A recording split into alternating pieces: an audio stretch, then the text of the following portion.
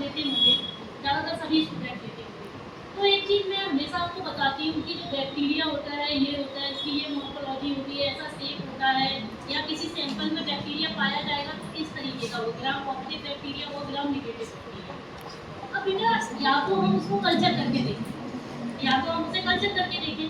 Culture में भी अगर आप लोग मेरी क्लास ले रहे होंगे, जितने भी स्टूडेंट लेते होंगे, तो उन्हें पता होगा मैंने कॉलोनी आइडेंटिफिकेशन बताया है, कौन सी ड्राई कॉलोनीज आती हैं, रफ आती हैं, स्मूथ आती हैं, इकोलाई की कॉलोनी कैसी आती है, इसमें स्मेल कैसी आती है। ये तो आपका मॉर्फोलॉजिकल या फिजिकल हम बोल सकते हैं एग्जामिनेशन हो। स्टेनिंग हम क्यों करते हैं? स्टेनिंग हम इसलिए करते हैं, मान लीजिए किसी इंसान को AFD यानी कि ट्यूबरक्लोसिस है। अगर हम माने तो ट्यूबरक्लोसिस जो होती है खतरनाक बीमारी है या फिर नॉर्मल है, पहले तो ये बताइए, डेंजरस है। अब हम क्या करते हैं, एक मैं आप लोगों को पढ़ाया होगा ट्यूबरक्लोसिस के बारे में, तो मैंने बोला बहुत स्लो ग्रोथ होती है। और अगर किसी चीज़ की स्लो ग्रोथ हो रही है और हम उसे नहीं जान पा रहे हैं, हम जान पा रहे हैं 3 महीने बाद, 4 महीने बाद। अब 4 महीने बाद जब हमें पता चल रहा है, तो हमें पता चला अचानक से उसे एकदम हुई। अब ऐसा कोई टेस्ट नहीं है, आप कोई भी टेस्ट कराएंगे तो आप देखेंगे, अगर मतलब CV नेट करा रहे हैं उसमें टाइम लगेगा, लंबा ड्यूरेशन लगता है। पेशेंट की कंडीशन ज़्यादा अगर दिक्कत वाली है तो सबसे पहले तो लोग क्या करते हैं, एक्सरे बोलते हैं कि जाओ आप एक्सरे।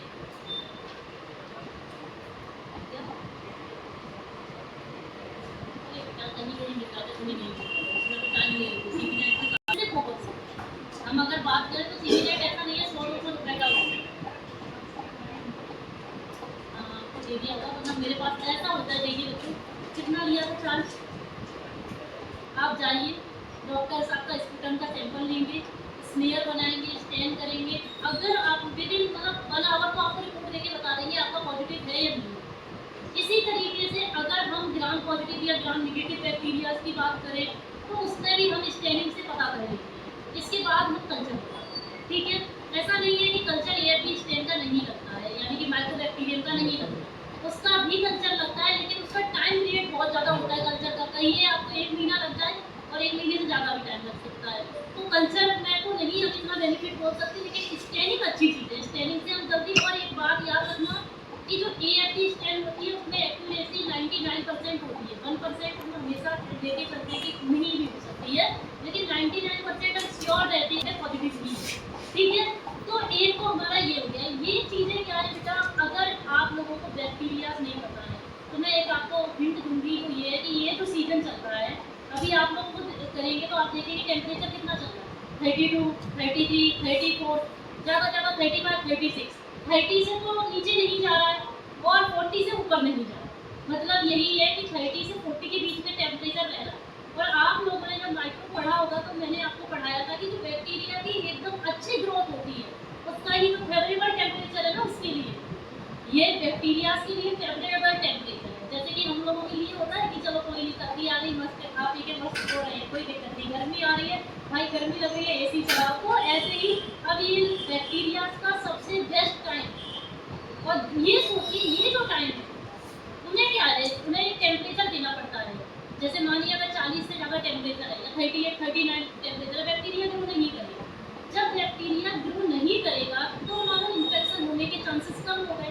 इसी तरीके से ज़्यादा ज़्यादा मतलब टेम्परेचर कम हो रहा है, 33 जा रहा है, 2 जा रहा है, 3 तो अपनी इंडिया में तो नहीं जाता है, लेकिन फिर भी मानो ज़्यादा सर्दी पड़ रही है, तो ऐसे टाइम पर भी बैक्टीरिया के चांसेस कम होते हैं।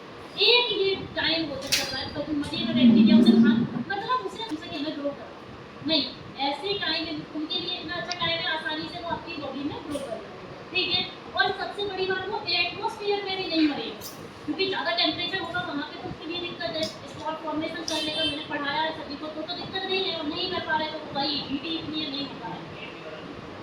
हाँ ये अब पता नहीं चलता, उसका एक अलग है।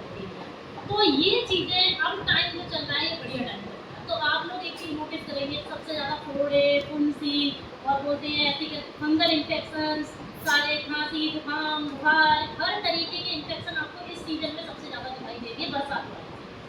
ऐसे टाइम पे आप बोलो कि मैम हड्डियाँ टूट गई, बिल्कुल भाई बरसात में आ रहे हो जल्दी में और गिर जाओ तो हड्डियाँ टूट जाए, तो वो एक अलग सिचुएशन है, उसका कोई सीजन नहीं होता। हड्डियाँ टूटने का या सर फटने का या आपकी चोट लगने का कोई सीजन नहीं होता, आप कभी भी कर सकते हो। एग्जैक्टली, ये तो अगर आपकी बाई चांस गलती से सर फट जाए या हाथ पैर में चोट भी लग जाए तो ये मानिए कि वो चीज़ को दिक्कत कम देगी, उस जगह पे जो आपको जाना होगा, है ना।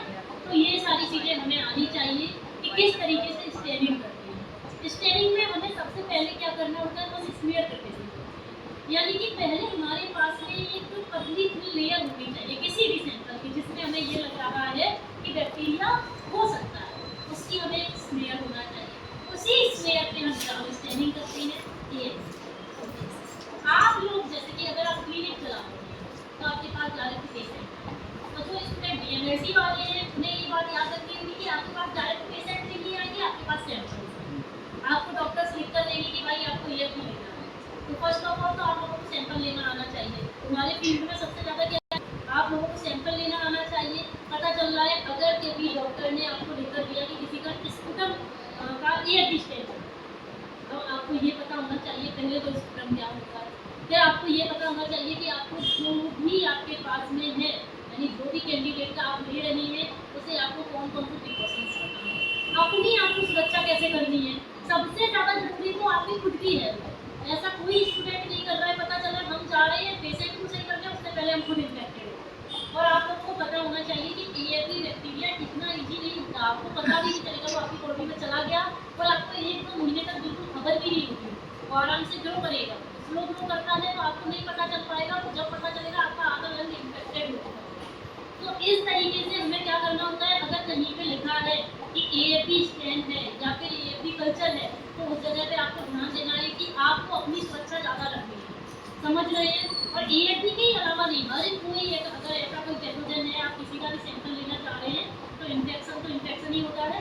आपको ध्यान रखना है कि आप लोग खुद इन्फेक्टेड ना हो। पहली आप लोग क्लिनिक चलाते हैं, आपको भी एक चीज़ बहुत ज़्यादा ध्यान रखनी है, आपके पास अगर कोई पेशेंट आ रहा है, आप अपने क्लिनिक में एक एप्रन रखिए, आप अपना ग्लव्स रखिए, मास्क रखिए, चाहे आप बेशक छोटे स्तर पे काम कर रहे हैं, बड़े स्तर पे कोई मैटर नहीं है।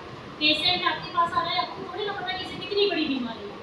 अब कोई आया आपके पास में कि हमें बुखार आता है, बुखार तो ट्यूबरक्लोसिस में भी आता है, बुखार तो आपका क्या बोलते हैं, कभी किसी को टाइफाइड होता है तब भी आ रहा है, बुखार तो आपको कोई और दिक्कत है तब भी आ रहा है। तो आपको नहीं पता कि पेशेंट सामने वाला कौन सी बीमारी आपके पास में लेके आ रहा है। तो आपके पास में अपनी सुरक्षा के लिए चीज़ें आपको रखनी है, चाहे आप किसी भी स्तर पे काम करें, ठीक है। तो आज फर्स्ट हम क्या देखेंगे बच्चों, पहले हम सीखेंगे स्टेम का जो स्मेयर बनाते हैं कैसे बनाते हैं, क्योंकि स्मेयर बनाना ही अपने आप में सबसे बड़ा चैलेंज है।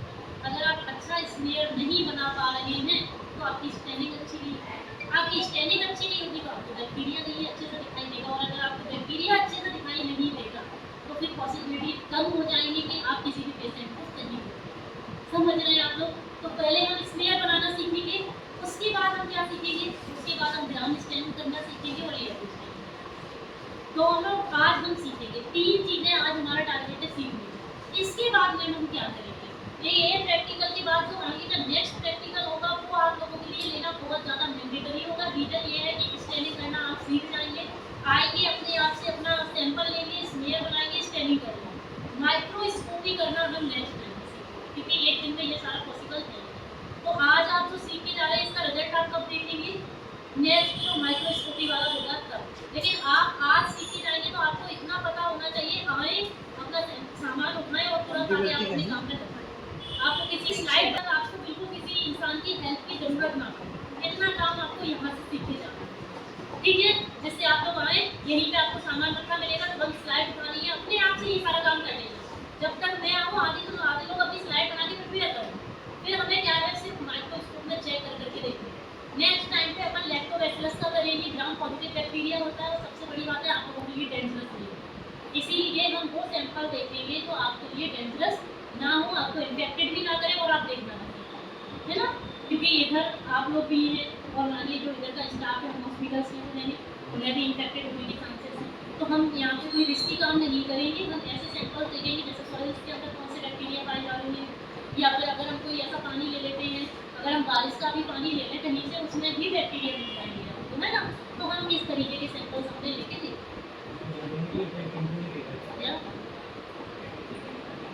हाँ, आज हम टेक्निक्स को सीखेंगे। आज आप लोग मेथड अच्छे से सीख लीजिए, और आपको लग रहा होगा इजी, मेरी बात पे बिलीव करिए, इजी नहीं है।